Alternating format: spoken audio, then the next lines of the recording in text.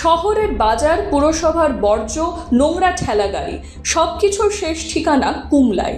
নদীর ওপর তৈরি হয়েছে আবর্জনার পাহাড়, আর সেই পাহাড়েই মাঝে মধ্যেই লাগছে আগুন। কালো ধোঁয়ায় ঢেকে যাচ্ছে আকাশ। 14 নম্বর ওয়ার্ডের মহাকাল পাড়ায় শিশু থেকে বয়স্ক অনেকেই ভুগছেন শ্বাসকষ্টে। ব্যবসায়ীরা বলছেন দুর্গন্ধে ক্রেতা আসছে না, দমকলকে বারবার ছুটতে হচ্ছে আগুন নেভাতে। এখন এই যে বাজারে যে এত দোকান, এই দোকানের দোকানদারদের প্রত্যেক দিনই একটা আবর্জনার দোকান থেকে একটা বের হয়, কিন্তু সেই আবর্জনাটা ফেলবে কোথায়?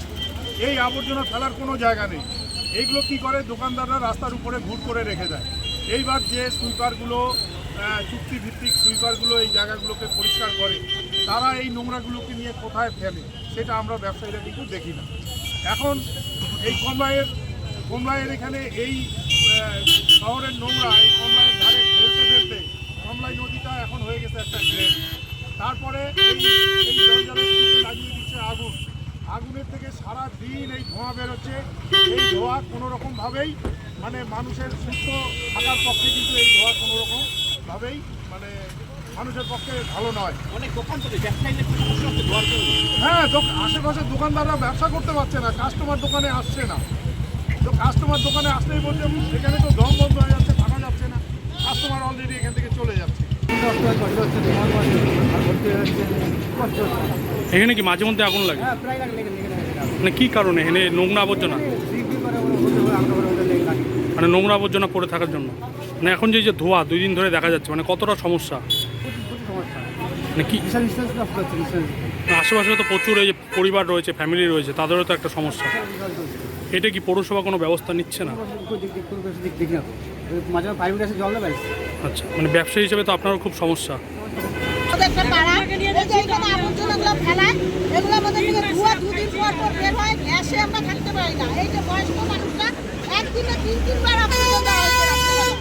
ছোট ছোট বাচ্চা নিয়ে থাকা যায় না, দরজা জানলা বন্ধ করে থাকতে লাগে, মানে লঙ্কা ধান নোংরা ধান গ্যাসে থাকা যায় না, এইরকম পরিস্থিতি। আজকের থেকে না, অনেক দিন থেকে এরকম করা হচ্ছে, অনেক বলা হচ্ছে, অনেক কোনো কারা নোংরা ফেলাচ্ছে, কারা নোংরা ফেলছে, নোংরাগুলো আনে ফেলায়, কারা ফেলায়, আমরা বাড়িতে থাকি, আমরা কি দেখবো নাকি? এখানেই শেষ নয়, আগুনের তাপে দুর্বল হচ্ছে সেতুর পিলার। নদীর ধার ঘেঁষে দোকানপাট, আশঙ্কা যে কোনো সময় বড় দুর্ঘটনার। 2002 সালে পুরসভা গঠনের পর ডাম্পিং গ্রাউন্ডের উদ্যোগ নেওয়া হলেও তা থেমে যায়। বোর্ড বদলেছে, প্রতিশ্রুতি বদলেছে, বদলায়নি কুমলাইয়ের ভাগ্য। নদীর গতিপথ আজ কার্যত অবরুদ্ধ। সামনে ভোট, এমন একটা সুযোগ হাতছাড়া তো করা যায় না। যে সমস্যার সমাধান এত বছরেও হলো না, এখন ময়দানে শাসক বিরোধী সমস্ত শিবির। দেখুন, আজকে এই কুমলাই নদীর যা পরিস্থিতি, এই পরিস্থিতি নিয়ে বিগত দিনে ভারতীয় জনতা পার্টি অনেক আন্দোলন করেছে এবং পৌরসভায় আমরা ডেপুটেশন দিয়ে বারবার বলেছি যে কুমলাই নদীকে প্রাণ রক্ষা করতে হবে, কুমলাই নদীকে বাঁচাতে হবে, কুমলাই নদীর সংস্কার প্রয়োজন আছে। এই দাবি আমরা দীর্ঘদিন পৌরসভায় করেছি, কিন্তু ধূপগুড়ির যে পৌর বোর্ড, তৃণমূল পরিচালিত যে পৌর বোর্ড ছিল, তারা এই দাবিকে বা এই জিনিসটাকে সেভাবে মান্যতা দেয়নি। তাদের দোষে এবং ধূপগুড়িতে ডাম্পিং গ্রাউন্ড না থাকার কারণে আজকে কুমলাই নদীর এই অবস্থা। ধূপগুড়িতে যদি ডাম্পিং গ্রাউন্ড থাকতো, তাহলে স্থানীয় যারা ব্যবসায়ী আছে, তারা বা মাছ ব্যবসায়ী যারা আছে, তারা তাদের দোকানের আবর্জনা নোংরা জিনিস কুমলাই নদীতে ফেলতো না। পরে অটোমেটিক্যালি কুমলাই নদীও পরিষ্কার থাকতো এবং ধূপগুড়ির যে সমস্যা, নোংরা আবর্জনার সমস্যা, সেই সমস্যারও সমাধান হতো। আন্দোলন তো বাংলা সবাই করতে পারে, স্বাধীনভাবেই করা। এটা তো আমাদের কাছে সত্যি দুর্ভাগ্যজনক, আমরা যে এখনও ডাম্পিং গ্রাউন্ড করে উঠতে পারি, এ বিষয়ে কোনো দ্বিমত নেই। কিন্তু আপনারা জানেন যে কমলাই নদী বাঁচাবার জন্য অনেকভাবে আমরা চেষ্টা করেছি। তার উল্টো সাইডে দেখবেন পুরো পেপার ব্লক দিয়ে কিন্তু আমরা ইরিগেশন দপ্তর থেকে কাজ করিয়েছি। এই পাশে আমরা পথশ্রীর মাধ্যমে একটা চলাচলের রাস্তার ব্যবস্থা করছি। কিছু মানুষ রাত্রিবেলা ময়লা ফেলে, আমরা চাই সেগুলো বন্ধ করবার জন্য, এবং সেটা ইসরো ম্যাডাম নিজেই দেখছেন এবং যা যা পদক্ষেপ নেওয়া হবে। ভোটের আগে রাস্তায় নেমেছে ধূপগুড়ি মহকুমা নাগরিক মঞ্চ।